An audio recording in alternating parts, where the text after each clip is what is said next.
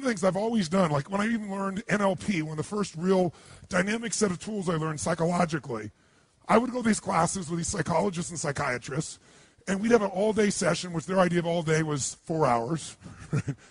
It'd be like we'd start at 10, and at noon we're taking lunch. I'm like, where the hell are we going? We're going to lunch for an hour and a half, and then we come back at 1:30, and sure enough, by 3:30 or 4, it was the end of the program. And I was like, Jesus, you didn't even do a quarter of a day. So I took the rest of the time, and I extracted everything I could from what I learned. There are people with 10 times more skill than I had or ability, but my level of application compared to theirs, I dwarfed it. And it's because while I was still there, I didn't leave the environment. I've always had this belief. If you want to be successful at anything in life, never leave the sight of setting a goal without doing something that commits you to fulfillment. If you you're in state, right, when you do something. While you're in state, that's the time to commit yourself to something that makes you follow through. How many know what I'm talking about here? Say I. So I'd call somebody up, I'd schedule something, I'd lock in the next meeting, I'd sign up for the class, I'd enroll the guy who was going to mentor me, I'd set the meeting with a mastermind of people I met. I did something so that whatever I committed to, there was something when I went home that would pull me there. It's structure. In fact, I'll give you 5 C's to RPM just as a quick warm-up for you. How's that? If you don't remember it, it'll be okay, but it'll be in your unconscious for when you go work with a coach. These are the 5 C's. Everything that comes in your mind, anything you can think of, because we're going to basically do a little mini RPM version of things right now. Anything comes to my mind. I'm here, and while you're here doing something, you're driving in your car, and you think of an idea for your business or one of your businesses. Where do you put it? iPhone. Where do you put it? Diary. Where do you put it? iPod. iPhone. iPhone. And how do you find it afterwards? How are you triggered to look at it again? So he goes back and reviews his app system. How do you do it? Crisis. Crisis makes me go get it. How do you do it? I send an email to myself. Oh, good, more emails with more to-dos, right? So I don't care what your system is, but when you have RPM, you'll have one place you put it. For right now, you need one place to put it. Now, the problem is most of us have lives that if you put everything in one place, it just becomes even more overwhelming. Who knows what I'm talking about here? So the first step, I'll just tell you that, is C, is capture. You got to capture. And the motion I do is like this. Imagine doing this, like physically capturing it, pulling it out of my head, and putting it in one place. I don't care what your one place, it's got to be one place. Now, ideally, in that one place, you'd have some categories so you don't throw everything on one giant list. Does that make sense? So you might have a category. For me, I have companies. So I have Robbins Research, I have Namali Resort, I have Metabolife, I have all these different companies. So I'll drop it in that area as an example. Or roles for me as a father. I don't have time to demonstrate this for you, but just know the first thing you want to do is keep it out of your head, have it in one place. Why do you want to do that? Keep lots of extra mental RAM available. When you have to keep thinking about stuff, it creates inner stress. If you know it's there, and you know you're going to look at it consistently, like you do it once a week, once a day, and you're going to review it and do something with it. Something with it might be, forget it, I'll do it later, tomorrow, but you're going to do something with it, you'll be able to let go. How many think that's pretty much something you try to do already? Most people try to do this, don't you? But the reason most people don't do it is because making lists, after a while, they stop doing. Tell me why they stop doing it. Who's made lists and then not kept the lists up, your, quote, to-do list? Why don't you keep those to-do lists up? Because every time you go there, they're so damn what? How many have always got more to do, if you do make the list, than you have time? So it inherently says, why am I doing this? RPM is a different mindset. Our mindset is, we're just first capturing it. We know we're not going to do most of this. But we need to be able to later, when it's time, decide which things are worth doing, and more importantly, what are we really after? We're going to use these to trigger us to say, all this relates to maybe something more important. How many follow the philosophical difference here? Say I. My goal is not get things done. This is not GTD.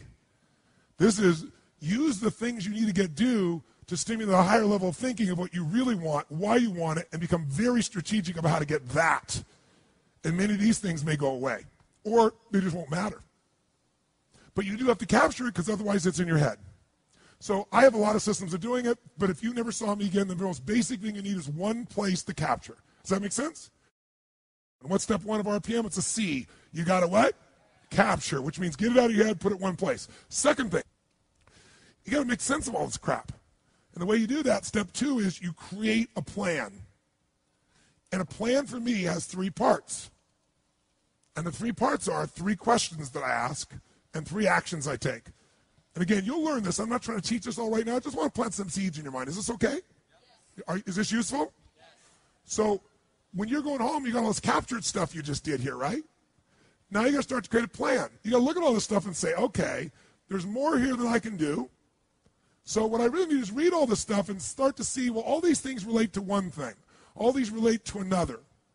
If I'm a mom and I made my list, and on the list I have things like I got to pick up the laundry, oh, I got to drive the kids to school, I've got to do this thing for the PTA, I got to clean the house, oh, I got to run my business that I run out of the house, I got to do the accounting, I want to have to spend some time with my husband at the end of the day.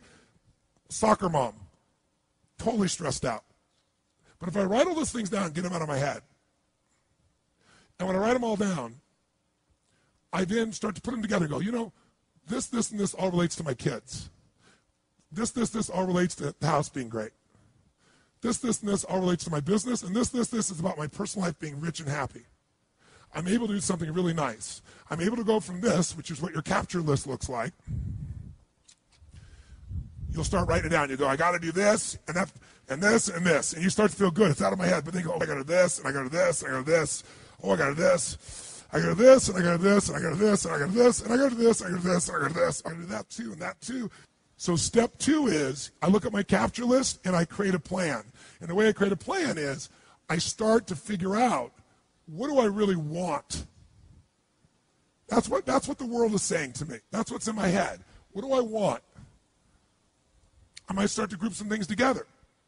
I might start to say, you know, let's take a look at this. You know something? Watch this. Watch this for a second. This item here, clean the house, and this thing, and this thing, and this thing, these all relate to the house. And my outcome there is I want a magically clean house because, why? It makes me feel fully alive. And then, oh, by the way, this, and this all relates to my children. Oh, and this, and this relates to my business. And oh, yeah, this is me personally. Anybody see what happens? Suddenly, 80 action items or 12 or 30 will turn into 4 outcomes. There's something here that I want for my home. There's something I want here for my kids. There's something I want here for my business. There's something I want for me.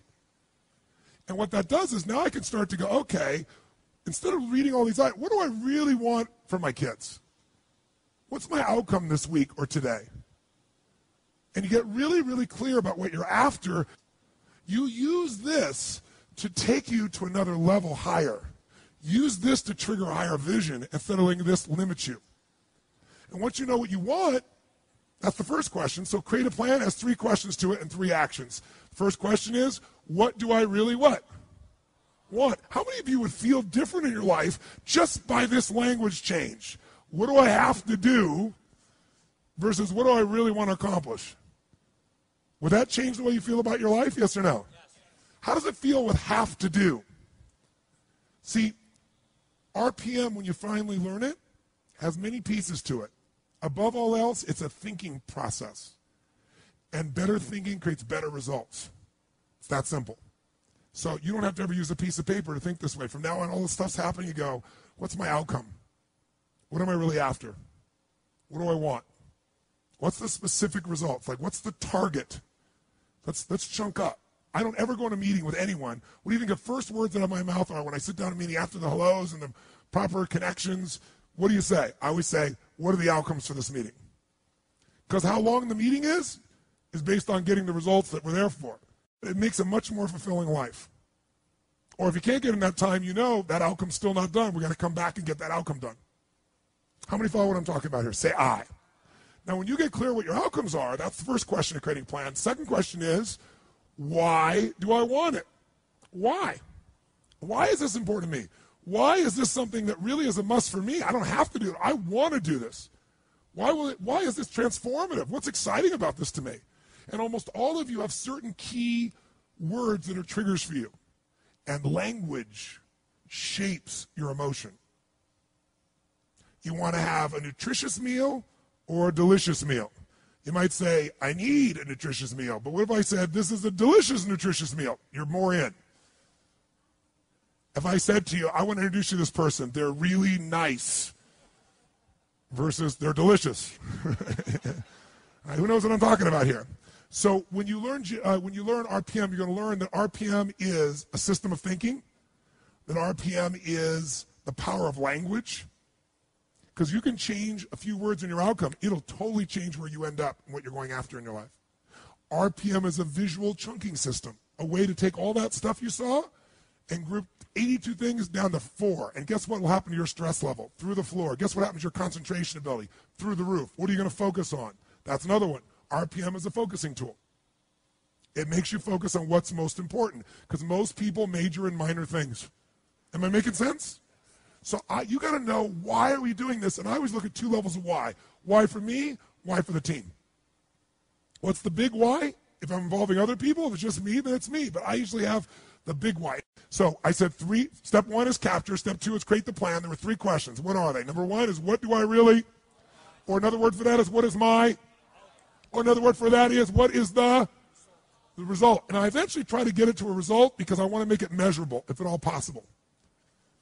If I can't get it measurable in a short time, I want major progress on as my outcome, right? Or complete something, or whatever it is. My purpose are some key words. Write this down. Purpose, I should say, activity without purpose is the drain to your life.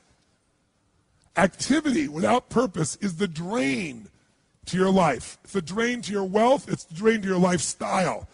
3 questions. What's my outcome? What's my purpose? What's my why? Third one, what's my massive action plan? Or another, say, what do I need to what? Now you ask that question, it makes some sense. Because what to do depends on what your outcome is. Otherwise, what you're going to do is going to be based on stress, concern, fear, people interrupting you, reacting, demands. And so your life is nothing but a reaction tool. Of all the tools I have, this may be the most valuable one, ironically. Because this is the one how it all gets executed. And I don't teach it very often. So, third question is, what's my massive action plan? What do I need to do to achieve this? And when you do that, you'll take things off your capture list and you'll cross them off as they fit in, or you'll say, I don't even need to do that. So, to create a plan, there's 3 questions, and then there's 3 actions. This gets a little more technical, but I think you can pick it up real easy. You take those action items and you put them in order of importance. Does that make sense? But the way I do that more quickly is I go put a star next to the ones that are the 20% that's going to give me 80% of the result. Because I know I'm not going to do all these action items. I know even if I intend to, I'm going to get interrupted 20 million times. So I want to know, what's the 20% of this list? I've got an outcome. I got a purpose. And I have this little block. The center of the target is the outcome. I see the purpose with all the juicy words. Why I'm doing this? Now I got this list of 7, 8, 9, 10, 12 things, action items. They're all related to kids, that kid outcome. I'm not going to do all those today. Which are the 20% that make the biggest difference? I star those. And guess what else I do? I figure out what's the 20%, what I call it, what are the must items. My musts are the 20% that are going to make 80% of the difference. That way, every day I can still succeed. That's why I still do my lists and most people don't. Because I don't do lists. I come up with outcomes and purposes, and I got lists within them, and they're highly prioritized with what matters. And later on, if I want to come back and do more, great. So, 3 questions, 3 actions. The actions are, star the things that are musts. 2, establish the real time. The real time is I go minimum to maximum. On each of those items, I go, how long is this really going to take? Why is that important? Because most of you overwhelm yourself and say, this will be, I just had a meeting with my team the other day, and I said, how long is this going to take? And somebody said, that'll probably take us 10 weeks. I said, okay, let's sit down and do it. Let's sit down and lay out where that 10 weeks is going to come from. And we're all done. It was about 7 hours worth of work. Because we all overestimate when it's in our what? In our head. You sit down, look at each item, and you look at the 20%, and you mark, okay, 20 to 25 minutes, 30 to 40 minutes. And by the way, at the end of the day, what do I look at? What are my start items? What's the minimum time necessary to get that result? That's what I go do. Same thing with my week. So, 3 questions. I create a visual block where this separates from everything else. Below it, I'll split a space, and I'll create another block. When you learn RPM, you'll see that visually. I don't think I want to throw up for you right now. But basically, in the center of my page, I see the target of what I'm after. I write my result. To the right, I write my juice. Purpose, to the left, I put my action list.